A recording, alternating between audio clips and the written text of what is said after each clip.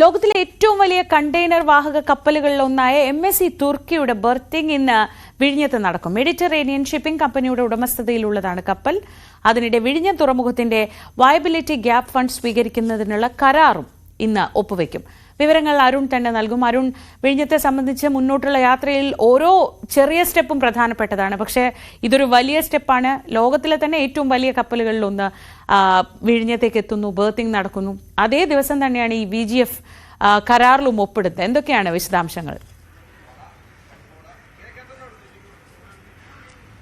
VGF കരാർ വിഴിഞ്ഞത്തിന്റെ കാര്യത്തിൽ വളരെ പ്രധാനപ്പെട്ടതാണ്. ഇതുമായി ബന്ധപ്പെട്ട് കേന്ദ്രവുമായി വലിയ തർക്കം സംസ്ഥാനത്തുണ്ടായിരുന്നു. കാരണം VGF വയബിലിറ്റി ഗ്യാപ് ഫണ്ട് അനുവദിക്കുന്നത് സാധാരണഗതിയിൽ സഹായമായി അനുവദിക്കുന്നതാണ്. കാരണം കേന്ദ്രത്തിനും സംസ്ഥാനത്തിനും ഈ വിഴിഞ്ഞം പദ്ധതി കൊണ്ട് ലാഭമുണ്ട്. ആ ലാഭം ഷെയർ ചെയ്യുകയാണ് ചെയ്യുന്നത്. അതുകൊണ്ട് തന്നെ അത്തരം കാര്യങ്ങൾ സഹായമായി ലഭിക്കുക എന്നുള്ളതായിരുന്നു സാധാരണഗതി. മറ്റു പല തുറമുഖങ്ങൾക്ക്, തൂത്തുക്കുടി അടക്കമുള്ള തുറമുഖങ്ങൾക്ക് ആ രീതിയിലാണ് VGF കേന്ദ്രം നൽകിയത്. പക്ഷേ സംസ്ഥാന സർക്കാരിന്റെ കാര്യത്തിൽ മാത്രം, വിഴിഞ്ഞത്തിന്റെ കാര്യത്തിൽ മാത്രം പ്രത്യേകമായ ഒരു നിലപാട് കേന്ദ്രം എടുക്കുകയായിരുന്നു. അത് വലിയ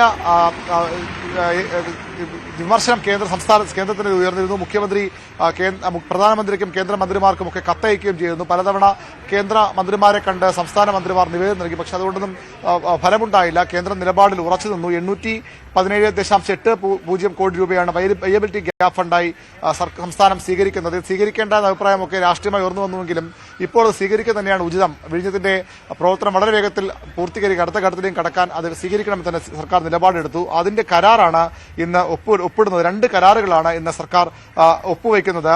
ഒന്ന്, അദാനി കേന്ദ്രവും പണം സ്വീകരിക്കുന്ന അദാനി വിഴിഞ്ഞം പോർട്ട് പ്രൈവറ്റ് ലിമിറ്റഡ് കമ്പനിയും ബാങ്ക് കൺസോർഷ്യവുമായുള്ള ത്രികക്ഷി കരാറാണ് ആദ്യത്തേത്.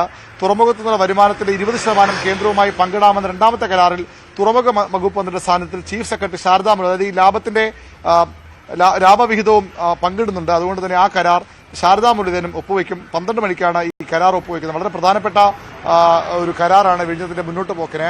കേന്ദ്രത്തിൽ തിരിച്ചടക്കേണ്ട സഹായമാണെങ്കിൽ പോലും ഈ ഘട്ടത്തിൽ സംസ്ഥാന സർക്കാരിന് വിഴിഞ്ഞം തുറമുഖ പദ്ധതിക്ക് അത് അനിവാര്യമാണ്. അതുകൊണ്ടാണ് ആ കരാർ ഒപ്പിടാൻ സർക്കാർ തയ്യാറാകുന്നത്. നേരത്തെ ഇതിന് നിയമ നടപടി സ്വീകരിക്കാൻ സർക്കാർ ആലോചിച്ചത്. പക്ഷേ അത് വലിയ കാലതാമസം ഉണ്ടാക്കുമ്പോൾ തിരിച്ചറിഞ്ഞാണ് VGF കേന്ദ്ര നിബന്ധനകൾ പാലിച്ചുകൊണ്ട് VGF സ്വീകരിക്കാൻ സംസ്ഥാനം തയ്യാറായത്. അതിന്റെ കരാറാണ് ഒപ്പിടുന്നത്. വിഴിഞ്ഞം ശ്രീജ സൂചിപ്പിച്ചതുപോലെ വളരെ വലിയ കപ്പലുകൾ വിഴിഞ്ഞത്തേക്ക് അടുക്കുകയാണ്. അതുതന്നെയാണ് വിഴിഞ്ഞത്തിന്റെ ഏറ്റവും പ്രധാന പ്രത്യേകതയും. എത്ര വലിയ കണ്ടെയ്നർ ഷിപ്പുകൾക്കും മദർ ഷിപ്പുകൾക്കും നങ്കൂരമിടാൻ കഴിയുന്ന തുറമുഖമാണ് വിഴിഞ്ഞത്തേത്. ഒരുപക്ഷെ സർക്കാരും ഈ പോർട്ട് അധികൃതരുമൊക്കെ വിചാരിച്ചാലും വേഗത്തിൽ വിഴിഞ്ഞം മുന്നോട്ട് പോവുകയാണ്. ലാഭമുണ്ടാക്കുന്നു. നിരവധി കപ്പലുകൾ വന്നുപോകുന്നു. ചരക്ക് നീക്കം അതിവേഗം പുരോഗമിക്കുന്നു. അങ്ങനെ വിഴിഞ്ഞം സർക്കാരും അധികൃതരുമൊക്കെ പ്രതീക്ഷയും അപ്പുറത്തേക്ക് ഒരു വിജയമായി മാറുകയാണ് വളരെ തുടക്കത്തിൽ തന്നെ. ശ്രീജ, ശരി. അരുണാണ് വിവരങ്ങൾ നൽകിയത് തിരുവനന്തപുരത്ത് നിന്ന്. മിക്കവാറും അടുത്ത മാസം ഈ വിഴിഞ്ഞം തുറമുഖത്തിന്റെ കമ്മീഷനിങ് പ്രധാനമന്ത്രി നിർവഹിച്ചേക്കും എന്ന വാർത്ത കൂടി അതിനോട് ചേർത്ത് വയ്ക്കുമ്പോഴാണ് വിഴിഞ്ഞം കേരളത്തിന്റെ